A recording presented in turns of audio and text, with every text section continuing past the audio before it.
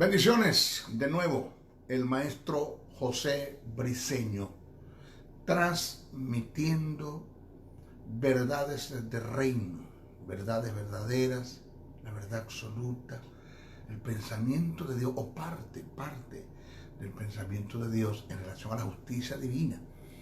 Porque cuando hablamos del pensamiento de Dios plasmado en las Escrituras, tenemos que extendernos a lo que es la soteriología, la neumatología, la cristología, la angiología, la demonología, y para usted de contar. Pero estamos transmitiendo verdades del reino desde el estado de Texas, la hermosa ciudad de Dallas. El maestro José Briceño transmite, por ende, para un mundo internacionalmente hablado. Contento de estar haciendo el trabajo. Todos los domingos estamos saliendo para transmitir estas verdades del reino eterno. Pronto saldrá el próximo estudio de cristología, de alta crítica, que me han estado llamando, maestro, ¿qué ha pasado? Que estamos esperando cristología y no ha salido. No, ya pronto va a salir ese estudio, pronto. Lo bueno se hace esperar, con mucha humildad lo digo, con mucha prudencia. Transmitiendo verdades del reino.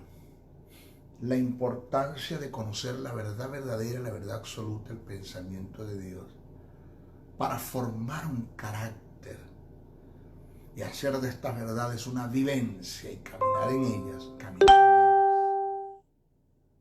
24 horas al día. Porque el caminar en la verdad verdadera de Dios, en la verdad absoluta, en el pensamiento de Dios en relación a A o a B, es lo que nos garantiza a nosotros la presencia del Espíritu Santo, que tanta falta hace y necesitamos en nuestros hogares, en nuestra vida, en nuestro modo vivendi, en nuestra forma de vivir, en lo personal, dígase en el hogar, dígase en nuestras congregaciones, en nuestras comunidades, en el mundo.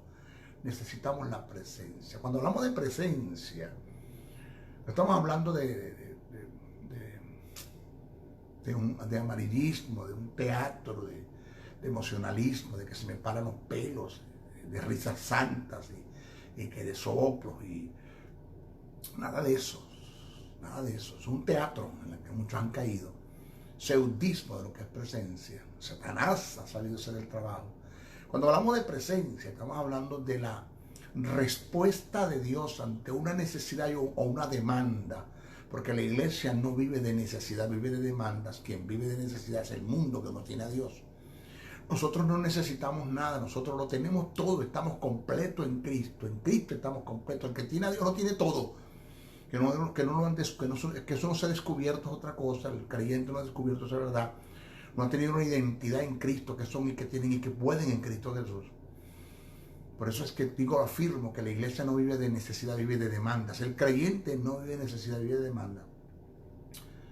La presencia de Dios es la respuesta de Dios ante una necesidad que tiene un mundo, una demanda que tiene el creyente, a través de la manifestación del poder del Espíritu Santo.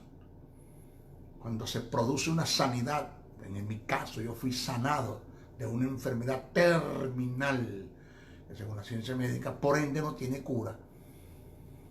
Y el Señor intervino por el poder del Espíritu y sanó la enfermedad, y ahí hubo presencia. Pero eso vino como resultado de conocer la verdad del reino en relación a mi sanidad, de conocer la verdad de Dios, el pensamiento de Dios en relación a mi sanidad. Pues si yo sigo creyendo de que Dios prueba con enfermedad, de que Dios permite la enfermedad, de que la enfermedad viene de Dios, y para ustedes contar dándole la mala interpretación al libro de Job, Dios quitó, y de Dios viene el bien y él viene el mal. Ese es el pensamiento de Job, que al final él entendió que se equivocó. Yo había oído de mis ojos, te ven cosas que no entendía, decía. Job entendió que se equivocó, y todavía hay muchos agarrando el libro de Job para doctrinar la iglesia. Porque si yo creo que Dios se enferma, que la enfermedad viene de Dios, que Dios permite la enfermedad, y que Dios tiene relación con la enfermedad, en el punto de vista negativo, y que prueba al creyente con enfermedad, pues imposible que yo pueda recibir de Dios sanidad, porque eso está en contraste el pensamiento de Dios en relación a la sanidad. Lo que dice Isaías, que por sus heridas fuimos nosotros, tiempo pasado, fuimos curados. El conocer la verdad del reino, la verdad verdadera, la verdad absoluta, vivirla, caminarla, accionarla, ejecutarla, confesarla, actuarla, ingerirla, digerirla, ingerirla y digerirla. Vivir en fe en esa verdad, no entrar en el mundo del positivismo, del cuarto mental, cibernética, yuga, ciencia cristiana, el decreto, el profetizo, nada de eso, sino conocer la verdad verdadera de Dios y caminar en fe. Es tan sencillo, creerle a Dios. Dios no falla, Dios no miente, su verdad no regresa, su palabra no regresa vacía y hace el trabajo. Pues Dios, a través del Espíritu, va a hacer un acto de presencia y va a solventar la situación. He tenido milagros financieros, donde se han producido en mi ministerio, en mi vida, en el momento que más necesito, ¡pum!, llegó el dinero. Así, de gentes que me enviaron el dinero que exactamente necesitaba. Así la presencia de Dios, así produciendo milagros financieros en mi vida, producto de la fe que deposito en una palabra que Él me dio. A mí lo que me toca es creer lo que Dios me dijo, ni opinar, ni dudar, ni cuestionar, solamente creerle. Pero a creer a qué? A una verdad verdadera, una verdad absoluta. Pero todo lo importante es de conocer la verdad del reino.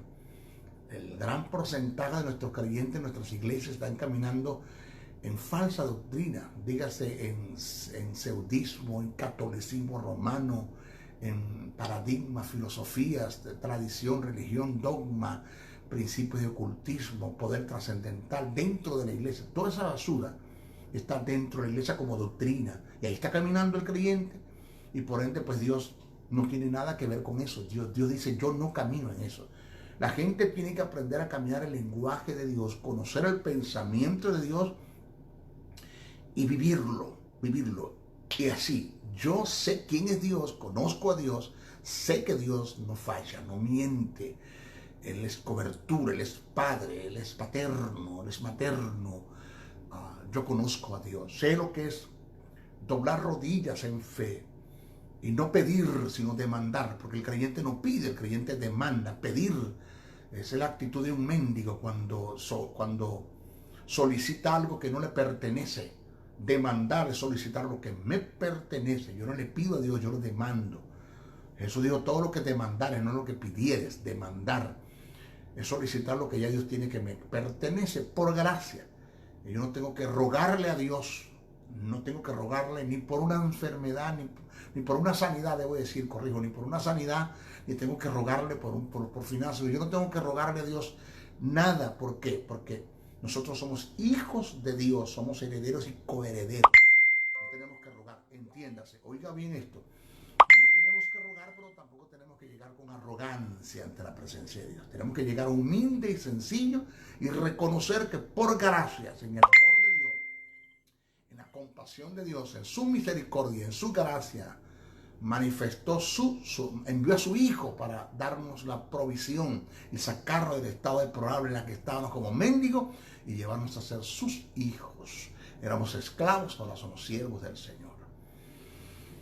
De modo que cuando me arrodillo y demando humildemente, reconociendo que todo lo que soy, tengo y puedo es en Cristo Jesús, fue Jesús el que hizo todo, yo no hice nada, pues yo demando,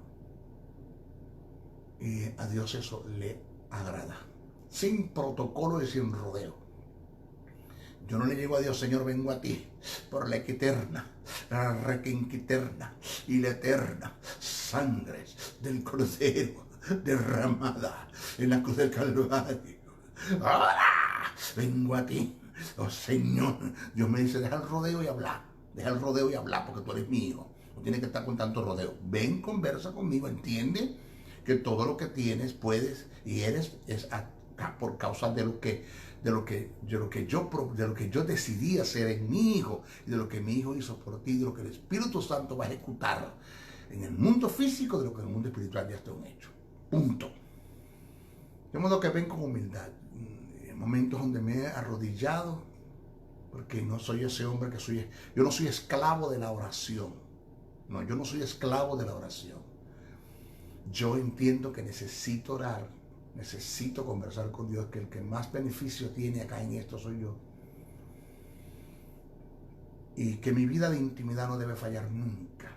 Siempre debe mantenerse. Dos cosas: la intimidad y el estudio de la palabra. Esas son las que me sostienen. Y cuando me arrodillo e intimido con Dios y demando en fe en lo que está escrito en el pensamiento de Dios, así el Espíritu Santo ejecuta en el mundo físico lo que ya en el mundo espiritual fue determinado en el Tribunal Supremo. Esta es la importancia de conocer las verdades del reino.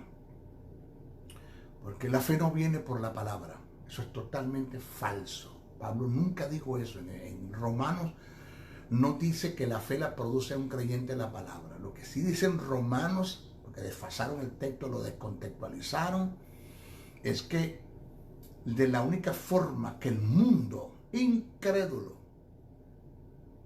los que están afuera de la iglesia, los incrédulos, los escépticos,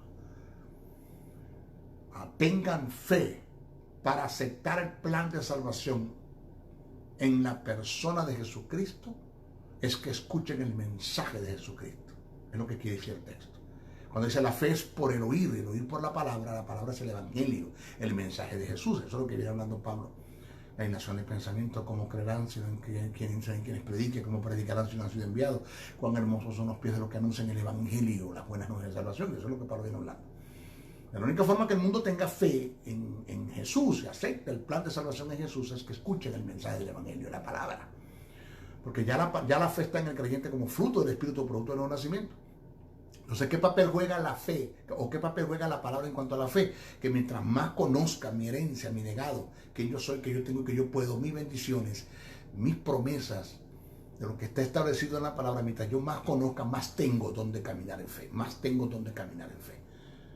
Entonces, la fe es un complemento de la palabra, porque no hay tal cosa como decir, tengo mucha palabra, pero no tengo fe. Y la palabra es un complemento de la fe, porque no hay cosa como decir que tengo mucha fe, pero no tengo palabra. ¿Dónde voy a depositar la fe? En el conocimiento que tengo de las verdades del reino, de la verdad verdadera, la verdad absoluta. No el positivismo, acuerdo mental, si vendete, gallega, soy cristiano. Le duele la cabeza, si diga que no le duele por fe. No, eso no es fe, eso es positivismo, eso es acuerdo mental. Eso no es fe. Mucha gente murieron creyendo que tenían fe y no tenían fe. Se van a dar cuenta, eso es en la eternidad. Se van a dar cuenta de eso. ¿Ok?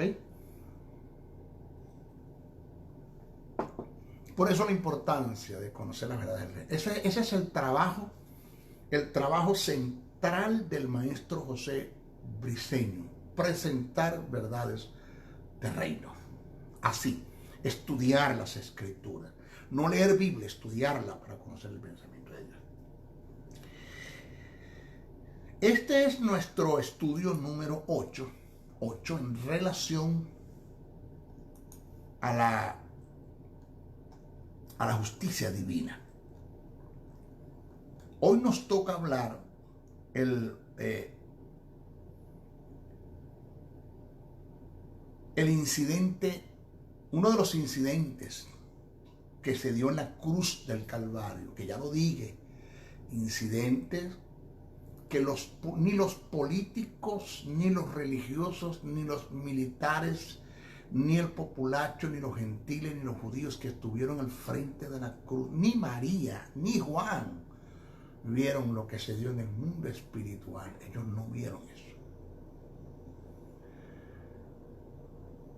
Cosa que Dios levanta a un hombre llamado Pablo. Wow. Yo admiro mucho, después de Jesús, Pablo, cuando llega al cielo, al llegar allá a la presencia de Jesús, después de ver a Jesús personalmente, quiero conocer a Pablo. Admiro mucho el ministerio de Pablo. Un hombre que recibió del Espíritu de Dios grandes verdades y que dejó plasmada en el texto sagrado, que fue inspirado por el Espíritu para escribir esas verdades, las dejó allí. Están en revelación, porque la iglesia no necesita de revelación, eso ya está revelado, apocalipsis del griego. Está revelado allí. Lo que la iglesia o el creyente tiene es que estudiar indagar, escudriñar, conocer los códigos y reglas de interpretación bíblica para aprender a estudiar las Escrituras, y por el Espíritu Santo que se le ilumine esas verdades que están allí y pueda caminar en ellas y pueda ser honrado por Dios.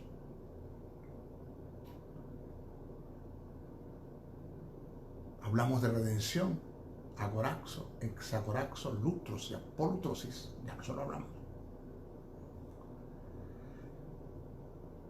Nos toca hablar de remisión. Remisión,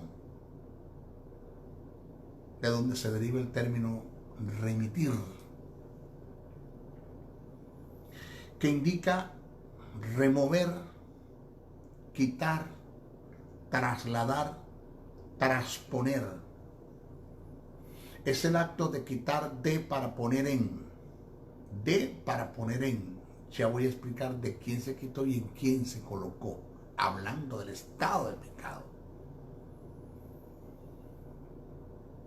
Ya dije, remisión, de donde se deriva el término remitir, que indica remover, quitar, trasladar, transponer, según Lucas, capítulo 23, verso 7. ¿Dónde está el hermano Juan de los Palotes? Ay, lo remitieron. Lo sacaron del estado de Texas, lo remitieron y lo enviaron al estado de la Florida. Remitir en relación al pecado, oído, estamos hablando de la remisión que se dio en el espíritu del hombre, porque estamos hablando de justicia que tiene nada que ver, nada más, solo tiene que ver con el espíritu, no con el alma. La justicia tiene que ver con el espíritu, porque esto es un suceso que se dio en el espíritu. La santidad en el alma es un proceso. La justicia en el hombre, impartida por Dios en el acto de justificación y lo llevó al estado de regeneración, es un suceso. Pero la santidad en el alma, eso vamos a hablar después, eso es un proceso. Por eso el texto dice: si el Hijo libertare, seréis verdaderamente libre, hablando de justicia. Pero conoceréis la verdad y la verdad te hará libre, hablando de santidad. El primer texto tiene que dar relación con el espíritu y el segundo texto tiene relación con el alma. Remitir en relación al pecado, no a los pecados. No estamos hablando de los pecados. Una cosa es hablar de los pecados desde el punto de vista plural: adulterio, fornicación, inmundicia, lascivia, idolatría, hechicería, enemistades, pleitos, celos, iras, contiendas, disensiones, herejías, homicidios, borracheras, orgías, y para usted de contar. Una cosa es hablar de los pecados y otra cosa es hablar del estado de pecado, de condenación en la que el hombre estaba. Lo que conduce al hombre al infierno no son los pecados que hace, sino es el estado de condenación en la que se consigue, en la que se encuentra, caído en Adán. Yo puedo ser el hombre de mayor excelencia, de glamour, de estética, de belleza, de integridad, de lealtad. Pero si yo no acepto el plan de salvación, yo no me voy a salvar. Eso fue lo que Jesús le dio a Nicodemo, el hombre que se le acercó a Jesús de glamour, de excelencia, de estética, de belleza, apegado a la ley. Y Jesús le dijo: Nicodemo, si no naces de nuevo, tú no puedes entrar en el reino. Palabra profunda para Nicodemo, que no entendió. Entonces, cuando hablamos de remitir en relación al pecado, al estado, no a las obras de pecado, es el acto de transponerlo, ese estado de pecado que estaba en el hombre que lo condenaba. Es el acto de transponerlo de un lugar a otro. Remisión es el acto de quitar de para poner en. Es el acto de quitar de para poner en. Ahí hay dos términos que debemos saber trabajar con ellos, que son amputación e imputación. Amputación e imputación. La remisión se dio donde Dios amputó. el estado de pecado que estaba en el hombre y lo imputó en Jesús. Y amputó el estado de justicia que estaba en Jesús y lo imputó en el hombre. Al que no conoció pecado, por nosotros lo hizo pecado para que nosotros fuésemos hechos justicia de Dios en él. Ahí está el acto de remisión. Eso no se dio por obra. Eso se dio en la cruz del Calvario. Eso es un incidente que se dio allá. Y que eso, el poderlo entender y aceptar en el mensaje del evangelio, de las buenas nuevas, del plan de salvación, es lo que nos va a hacer que eso se haga una verdad en nuestras vidas por el Espíritu Santo que imparte en nosotros justicia y el nuevo nacimiento, en la vida eterna. Pasamos a ser hijos de Dios. Pero esto no es cuestión de obras. Yo no hice nada para que esto se diera. Por tanto, yo no puedo sostener esto por obras. No lo hice yo. Lo hizo fue Jesús. Y eso fue ya equitativo. Eso fue una vez y para siempre. Entonces, Dios amputó el pecado, el estado de pecado que estaba en ti, lo imputó en Jesús y amputó de Jesús la justicia y la imputó en ti. Pero como la paga del pecado es muerte y la dádiva, que es la justicia de Dios, es vida eterna en Cristo Jesús, entonces Dios tuvo que amputar la vida de Jesús y amputar la muerte. Óigame, amputar la muerte que estaba en ti e imputarla en Jesús y amputar la vida que estaba en Jesús y imputarla sobre ti. Entonces Jesús se llevó mi estado de pecado. Jesús se llevó mi muerte, Jesús se llevó mi enfermedad, Jesús se llevó mi maldición. Dios se encargó. Por el Espíritu Santo fue el que hizo eso. El Espíritu Santo amputó la justicia de Jesús y la imputó en mí. Amputó de mí el pecado y lo imputó en Jesús. Amputó de Jesús la vida y la puso en mí, y amputó de mí la muerte y la puso sobre Jesús. El juego de palabras, pero que son verdades de reino que muchos no entienden. Esto es ponerte para quitar el misterio. Eso es lo que llaman el misterio del cambio. Se dio en la cruz del Calvario. Cosa que lo entendió Juan Hus, Calvino, Lutero. Lo entendieron los reformadores y no lo han entendido nuestros teólogos en nuestras iglesias, no lo han entendido. Porque el hecho de que usted le diga a un creyente que cuida la salvación, usted no sabe lo que está diciendo. Usted no sabe lo que dice. Tomando textos tergiversados y distorsionados que no tienen nada absolutamente que ver con la salvación, porque es como por ejemplo, el que persevera hasta el fin será salvo. Eso no tiene nada absolutamente que ver con la salvación del hombre. Eso tiene que ver con la gran tribulación de la gente que va a ser salva por obras, pero en la gran tribulación. No estamos hablando de ahora. Bueno. Entonces, remitir en relación al pecado es el acto de transponerlo de un lugar a otro. Remisión es el acto de quitarte y poner en. En este caso, el remitir es amputar, repito, el pecado del hombre e imputarlo en Jesús, el estado. Estamos hablando. Amputar el estado de pecado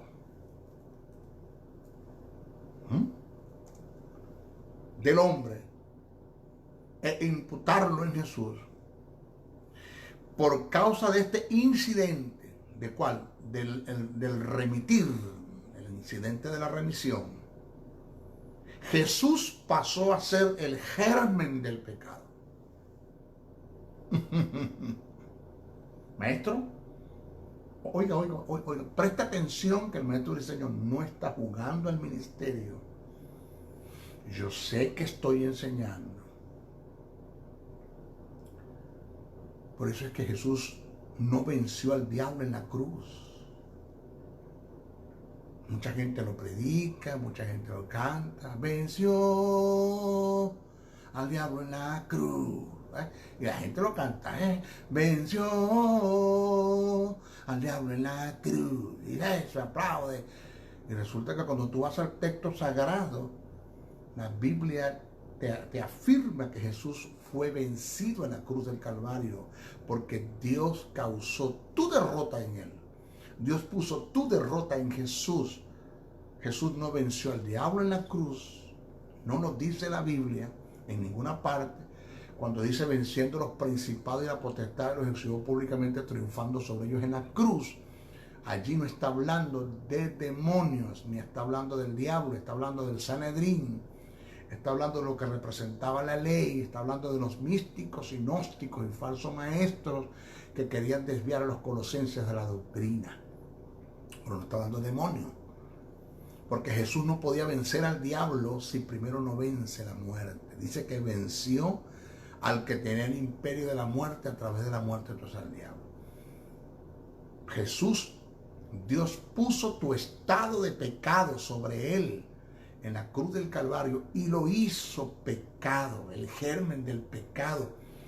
Dios no juzgó en la cruz a un hombre pecador. Dios juzgó en la cruz a un hombre lleno de pecado. Porque el decir que Jesús fue un pecador, esa es la herejía más grande que se puede decir. Porque no se halló pecado en él. Vuelvo a repetir, el decir que Jesús fue un pecador es la herejía más grande que se pueda decir, porque no se halló pecado en él. Pero la verdad del texto sagrado encierra y enseña que Jesús se hizo, que Dios lo hizo pecado.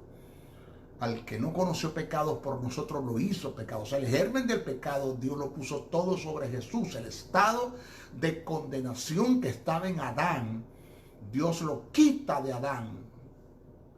Hablando de ti como representación de Adán, caídos todos en Adán, lo quita de Adán, lo quita de ti, lo pone sobre Jesús y lo hace pecado. El germen del pecado, Dios lo puso sobre Jesús. En la cruz vemos a un hombre morir por causa del estado de pecado que Dios puso sobre Jesús.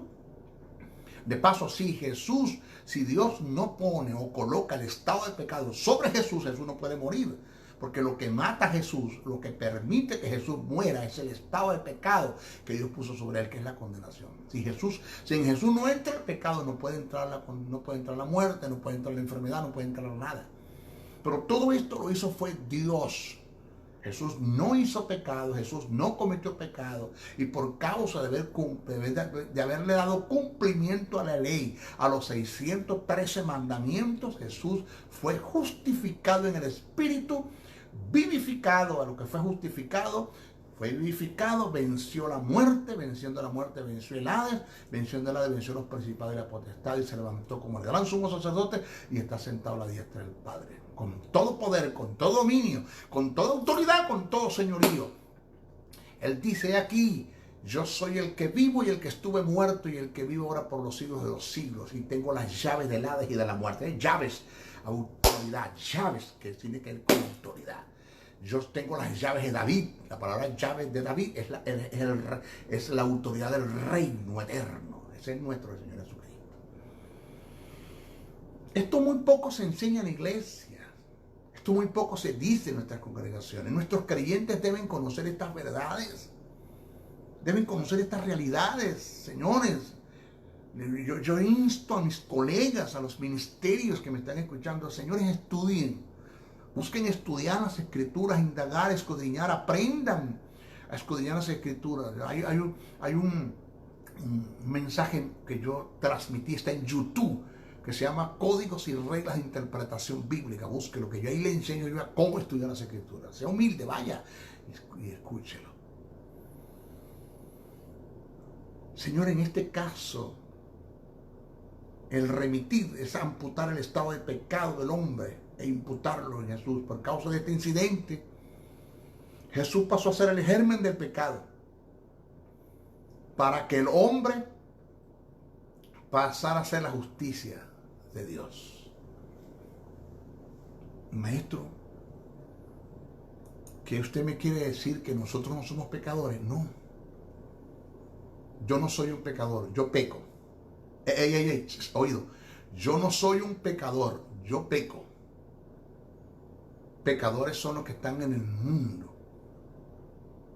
los que no han aceptado el plan de salvación, los que tienen el estado de pecado en ellos todavía son pecadores.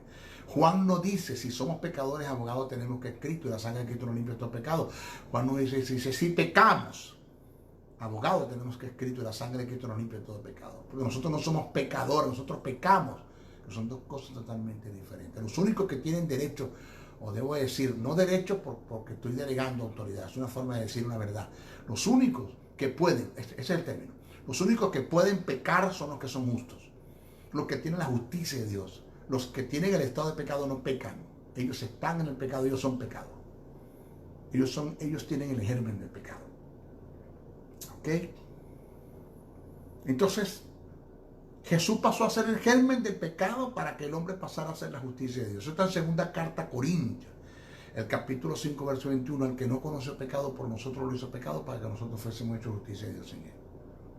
Nunca, óigase esta verdad, nunca, absolutamente, es una verdad verdadera, una verdad absoluta, una verdad del reino. Nunca se podía dar la remisión, quitar de usted, de ti, de mí, para poner en Jesús. Y quitar de Jesús y poner ya expliqué, quitar el estado de pecado y ponerlo sobre Jesús, quitar el estado de justicia y ponerlo sobre el hombre.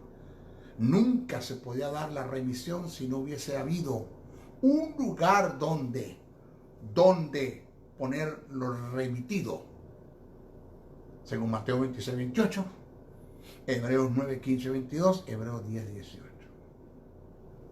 Señores, o sea que la fuerza de la remisión, del remitir, no está en que Jesús ocupó mi lugar solamente, sino en que Jesús ocupó ese lugar donde Dios iba a colocar lo que quitó de mí, que es el estado de pecado. Porque si Dios quita el estado de pecado del hombre y no haya en quién colocarlo, no se puede dar el acto de remisión. Tendría Dios que volverlo a colocar en el hombre y el hombre pasar a ser condenado por causa de Dios. Dios se proveyó de un cordero primero, antes de que el hombre cayera, y eso estaba provisto en la prognosis de Dios. Ya Dios tenía todo. A él no se le escapa nada, Dios no lo agarra a nadie desapercibido. Eso de que Adán traicionó a Dios en el huerto del Edén, Dios, eso no es traición, porque ya Dios sabía todo lo que iba a pasar. La traición es que tú hagas algo a mis espaldas, a mi escondida, que yo no tenga conocimiento y después yo me entere. Ya Dios sabía todo.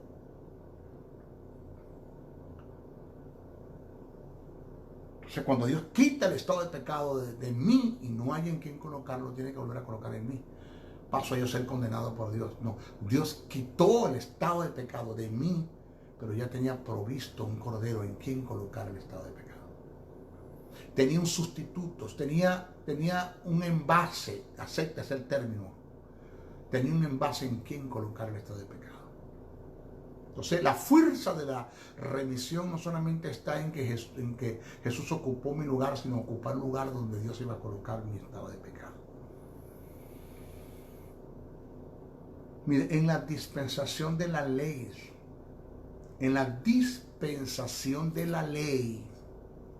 oigas esto, se dio el acto de la expiación,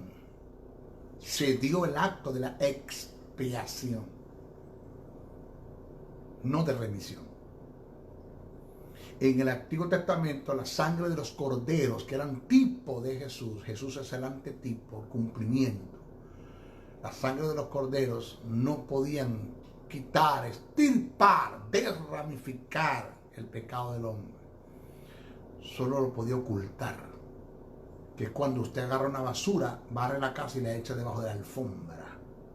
Ahí está la basura. Entonces, en el Antiguo Testamento se dio el acto de expiación. Por eso es que no se entiende por qué el que escribe a los hebreos, que para mí es Pablo, utilizó el término expiar. No se entiende por qué. Hay un desfase en su lenguaje, porque no se da la expiación. En la cruz no se dio expiación. En el Antiguo Testamento se daba el acto de expiación, no de remisión. Ya lo dije, expiar es cubrir el pecado. Es esconderlo, es ocultarlo, pero está allí. Es lo que trató de hacer el hombre en el huerto del Edén. Después que él cae, se viste, él busca justificarse. No se puede. Él se tapó sus genitales con hojas y no se pudo. Dios le quitó las hojas y lo vistió con piel. Por ende, eso está sobreentendido, con piel de cordero, con piel de un animal que Dios mató. Dios sacrificó, mató un cordero y Dios le hizo la vestidura. El primer sastre de este mundo, Dios, lo vistió con piel, por ende, de cordero, que tiene que ver con la justicia de Dios. El hombre trató de justificarse, de taparse con hojas de higo, y no pudo. Eso no te va a justificar. Eso es expiación. Pero Dios lo cubrió con piel de cordero, derramó la sangre de un cordero, sacó la piel y lo cubrió. Justicia divina, desde un principio.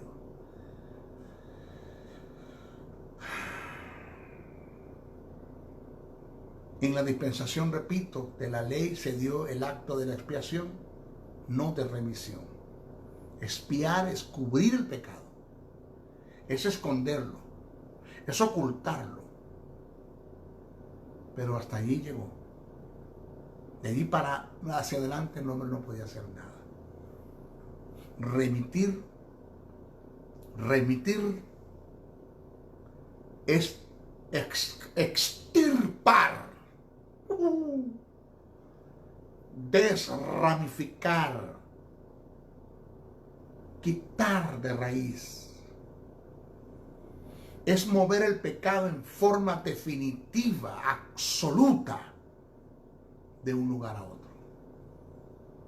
Por eso es que yo con lo que voy a decir no voy a dar licencia para que usted peque. Eso es su problema si usted no entiende el mensaje. Yo lo entendí. Pablo dijo que donde abunda el pecado se abunda la gracia. Por esto no vamos a estar pecando para que la gracia abunde. No abuses del mensaje. Por eso es que todo acto de pecado que tú cometas afecta tu santidad, pero no tu justicia. Porque los pecados que tú cometes no llegan al Espíritu como para matarte y condenarte y hacer que la salvación que ya está en ti, producto de la justicia y la vida, se pierda. El pecado llega hasta el alma, afecta tu santidad, afecta tu comunión, afecta parte de tu comunicación. ¿Por qué digo parte? Porque en pecado no hay oración que Dios escuche, solamente la oración de confesión para consagración. Pero no afecta tu relación que tiene que ver con el parentesco. Tú eres hijo de Dios, Dios es tu Padre. Hagas lo que hagas, caes en el pecado más sucio y más horrendo de este mundo, sigue siendo hijo de Dios. Dios no puede negar sus genes a ti. Eso es un decreto equitativo. La justicia ya se dio, la vida se dio. Ya tú eres hijo de Dios. A los que creen en su nombre les dio potestad de ser hechos hijos de Dios. Eres hijo de Dios. Eso es algo irreversible. Eso no lo puedes echar atrás. Ni por lo que tú hagas lo puedes caducar, ni por lo que tú hagas en bien lo puedes fortalecer. Eso está allí. Ah, bueno, maestro, si eso es así, vive la pepa. Entonces yo voy a pecar, y ese es tu problema, que no has entendido el mensaje, porque el muchacho que lloró y la madre que lo pellizca, si tú lo que querías era escuchar esta verdad para irte a pecar, pues eso está en tu corazón. Entonces lo que te tenía en la iglesia no era una verdadera convencimiento de pecado del Espíritu, sino esta vez eras intimidado, manipulado y controlado. No vivías en una santidad genuina. ¿Ok?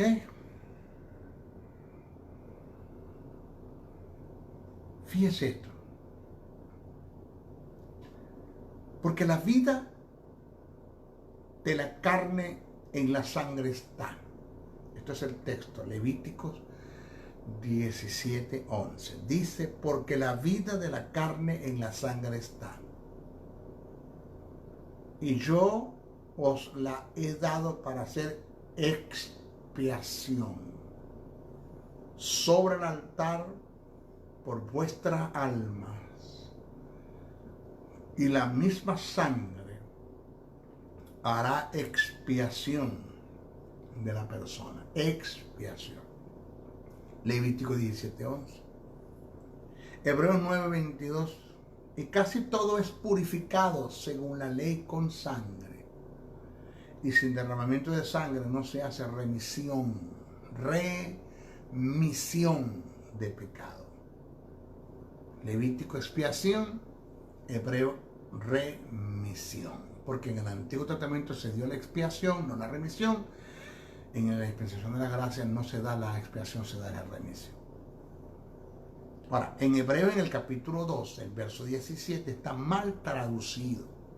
No se mantuvo como se escribió en original. Analicemos el pasaje. El texto dice: por lo cual debía ser en todo semejante a sus hermanos, para venir a ser misericordioso y fiel sumo sacerdote en lo que Dios se refiere, para ser propicio. Debería ser el texto. Entonces, pero el texto dice para expiar los pecados del pueblo. No sé, no entiendo por qué colocan expiar cuando debería ser propicio.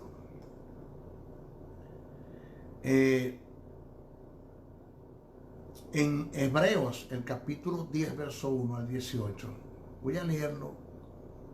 Dice: porque la ley, oiga bien, y vamos a analizar el texto. Porque la ley, teniendo la sombra de los bienes venideros, teniendo lo que la sombra, un tipo del antetipo. Eso de tipo y antetipo la gente no lo entiende como figuras retóricas. El tipo es lo que le da el anuncio al antetipo, y el antetipo le da el cumplimiento al tipo. Por ejemplo, los corderos en el Antiguo Testamento son tipos del antetipo que era Cristo, que es Cristo, que es Cristo. Ya el tipo no me funciona, yo no tengo que seguir sacrificando corderos porque ya el antetipo se manifestó, que es Cristo. Porque la ley, teniendo la sombra de los bienes venideros, no la imagen misma de las cosas, nunca puede, eso es algo que está ahí escrito, por los mismos sacrificios que se ofrecen continuamente cada año, a ser perfecto a los que se acercan. Jamás. ¿Por qué? Porque se hacía el acto de expiación, no de remisión. De otra manera, cesaría de ofrecerse. Si se pudiese hacer acto de remisión con la sangre de los corderos, pues ya no había falta de repetir estos sacrificios todos los años. De otra manera, cesaría de ofrecerse. Pues, los que tributan este culto limpios una vez, no tendrían ya más conciencia de pecado. Si los que hacen estos rituales en el Antiguo Testamento por la sangre de cordero, que era tipo de Jesús, podían entrar en el acto de redención o de remisión, pues ya no haría falta de seguir haciendo esto. Pero lo que se hace es la expiación. Pero en estos sacrificios, cada año se hace memoria de los pecados. Cada año se hace memoria de los pecados. Dios a mí no me libró de los pecados, me libró del estado de pecado. Porque la sangre de los toros y de los machos cabríos, negativamente no puede quitar los pecados. Por lo cual, entrando en el mundo dice, hablando del Teantropos, el Dios hombre, el verbo encarnado, sacrificio y ofrenda no quisiste. O sea, cuando dice no quisiste, no es que Dios no quería eso, sino que te cansaste de eso. Yo eso lo mantuve allí hasta que llegaras tú, Jesús. Hasta que hubiera el verbo que se ofreciera y aceptara las condiciones que se le dieron para llegar a ser el Teantropos, el Dios hombre. Y tengamos la figura, o tengamos, debo decir, la verdad de la figura. Y tengamos el presente, el antetipo, que es Cristo, y le dé cumplimiento a todas estas cosas. Se acabe todo esto. mas me preparaste cuerpo. Por lo cual entrando en el mundo dice, sacrificio y ofrenda no quisiste, mas me preparaste cuerpo. Holocaustos y expiaciones por el pecado no te agradaron. O sea, el término no te agradaron significa no te hicieron satisfecho, no te satisfizo. Nunca hubo una satisfacción total y completa como la ahora. Por eso es que Dios no tiene problemas con el mundo. Quien tiene problemas con el mundo es el mundo el que tiene problemas con Dios, no Dios con el mundo. Ya Dios reconcilió al mundo. El mundo está reconciliado. La iglesia recibió el ministerio de la reconciliación, de reconciliar el mundo con Dios, no Dios con el mundo. Entonces dice, mas me preparaste cuerpo, holocaustos y expiaciones por el pecado no te agradaron. Entonces dije, he aquí que vengo. Oh Dios, para hacer tu voluntad.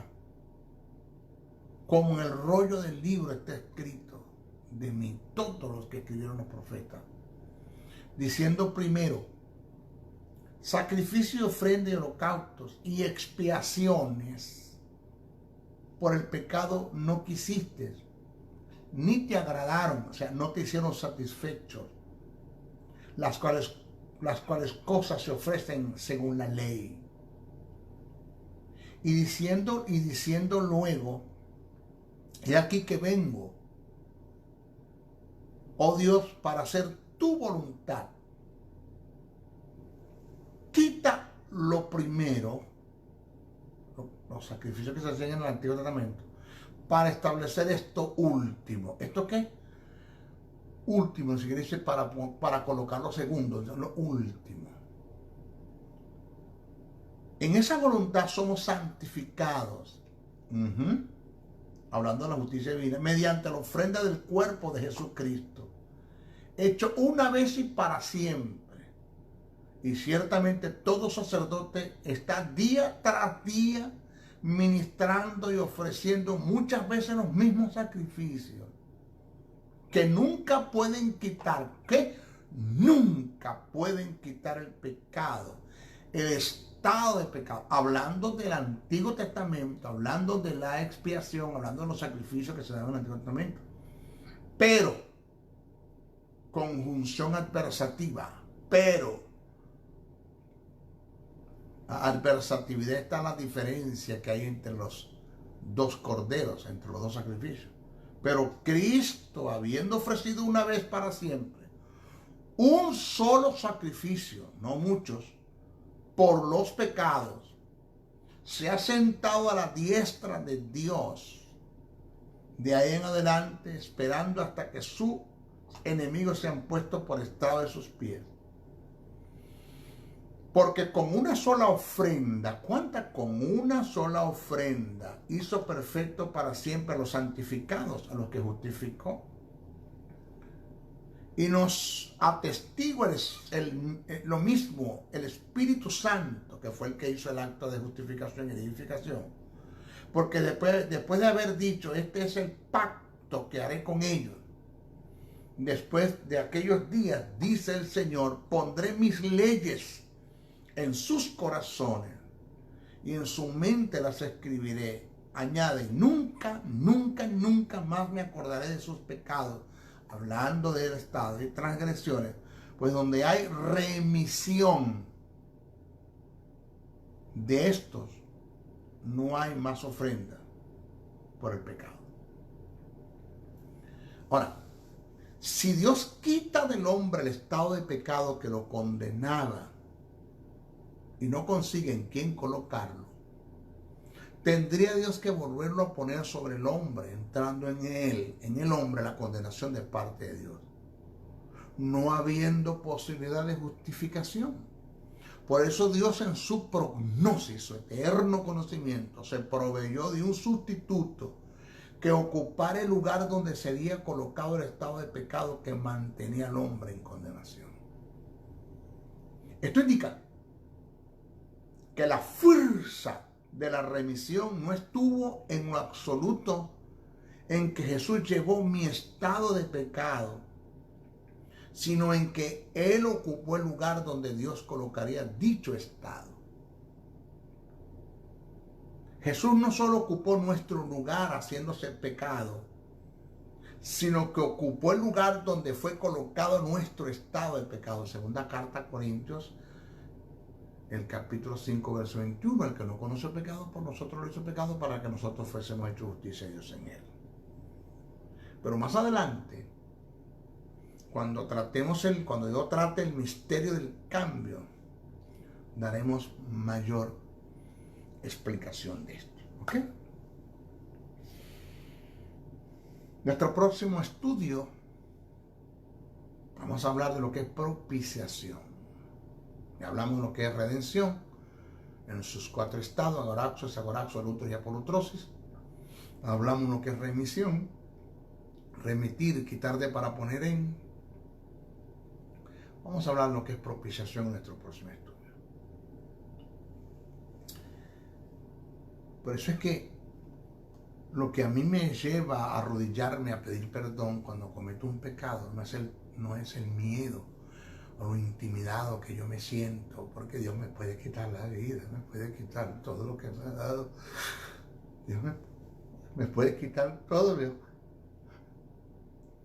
Por una desobediencia cometí un acto de pecado, inmoralidad sexual, una promiscuidad, tuve una relación sexual fuera del matrimonio, me pegaron un SIDA, y ya ese Dios que me puso el SIDA, no, eso es producto del pecado. Porque Dios te ama tanto, independientemente de lo que tú hagas, Él te sigue amando. No hay nada que tú puedas hacer para que Dios te ame más, y no hay nada que tú puedas hacer para que Dios te ame menos. Haga lo que haga, Dios te ama igual. Dios no va a descargar su ira sobre ti, Dios no te va a castigar, Dios no va a mandar enfermedad, Dios no va a mandar maldición, Dios no te va a quitar nada. Sobre ti va a venir puede venir una maldición, producto de causa y efecto de lo que estás haciendo. Puedes perder tus bienes, perder dinero, perder vida, perder hogar, perder hijos, perder todo, perder propósito, perder ministerio. Pero esto lo pongo producto del pecado que estás haciendo, pero no esperes que Dios te quite, porque Él te ama. Te ama. Si te amó antes de ser rescatado del estado de pecado en el que estabas, cuanto más ahora que ya eres su hijo. Él te ama.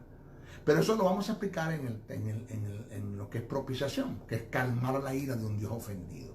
Vamos a ver qué diferencia hay entre la propiciación que se dio en el Antiguo Testamento y la propiciación que se dio en el Nuevo Testamento. ¿Qué es propiciación? ¿Qué es propicio? ¿De dónde viene ese término? ¿Es derivado de qué?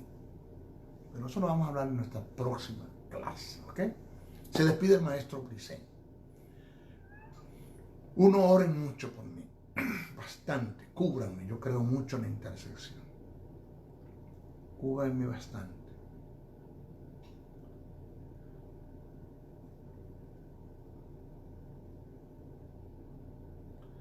Pido que oremos mucho por el apóstol Francisco Torres, un hombre el cual ha bendecido mucho mi vida. Se puede decir que es mi consejero, desde el punto de vista sano, mi cobertura. Lamentándolo mucho, ha sido afectado con este virus del COVID-19, una maldición, y lo tenemos hospitalizado. Pido que oren mucho por el apóstol Francisco Torres. Oren mucho por él. Oren por mí. Estamos afectando las tinieblas con estos mensajes. Lo sé. Ya hay gente que me han llamado y me han dicho: maestro, necesitamos esta palabra. Oren mucho por mí. 2, compartan este mensaje. Por favor, no se queden con él, compartan. Todo lo que usted pueda, compartan. Si lo puede grabar o montarlo en su canal de YouTube, móntelo, lléveselo, hágalo, yo lo autorizo a usted para eso. Y tercero, necesito, así se lo digo, que usted aporte una ofrenda para este ministerio. De esto vivimos. El apóstol Pablo dijo que los que viven en el altar, los que predican, vivan de esto. Jesús dijo, no pondrás gozar al buey que trilla, y no lo dijo por los bueyes, lo dijo por los que predican el evangelio, dice Pablo. Entremos en un acto de agradecimiento. La palabra dice que nosotros debemos ser copartícipes de toda buena obra que el que nos instruye en la palabra. Uno de los pecados de omisión en el cual el creyente está cayendo es la ingratitud, el ser malagradecido. Aporta una ofrenda a este ministerio. No necesitamos, sí, necesitamos el dinero para seguir trabajando. Ya les cuento que ya adquirimos todo este equipo que usted ve aquí, cámaras, luces, todo esto es producto de las ofrendas que han dado. Hemos invertido en esto. Ya adquirimos un grabador digital para grabarlos, para seguir grabando los mensajes y salgan nítidos. Estamos preparando el cuarto de estudio donde estoy encerrado y no hay ningún tipo de bulla para seguir trabajando. Por eso es que no hemos grabado el mensaje de la cristología, porque ya nos cayó el programa donde grabamos con la computadora, pero ya compramos el equipo. ¿Con qué? Con el dinero que usted aporta. Necesitamos que usted aporte ofrenda a este ministerio. Un centavo que ustedes no le vamos a dar mal uso. Vamos a invertirlo en el reino. ¿Cómo hacerlo, maestro? ¿Cómo lo hacemos? Ahí están los correos. JoseN77 briceno@gmail.com, josebriceno71@gmail.com, teléfono 786-604-3352. Llámame aquí al norte de los Estados Unidos y yo le puedo decir el cómo usted puede aportar una ofrenda por este ministerio. Agradezco los estímulos que la gente me da. Yo los agradezco, maestro, Dios lo usa, que Dios lo siga usando, que Dios siga dando palabras, que estoy siendo bendecido, que mi hogar se restauró, que mi vida se restauró, que mis finanzas mejoraron. Y para usted de contar lo que la gente me dice, me estimula para seguir adelante, pero eso me estimula, ya lo dije, sigo adelante, pero yo no como con eso. Necesito que usted pueda aportar una ofrenda. Acepto su estímulo. Acepto de que usted me escriba para estimularme, pero no deje de ofrendar al ministerio. Maestro José Briceño se despide con todo el amor, con todo el cariño y el respeto a esa iglesia flotante, esa iglesia que está allí del otro lado, mi iglesia invisible, que está del otro lado, que me están escuchando, que me ven pero que yo no los veo, que me escuchan pero que yo no los escucho. Se despide el maestro José Briceño hasta nuestra próxima oportunidad. ¿Ok? Bendiciones, bendiciones, bendiciones.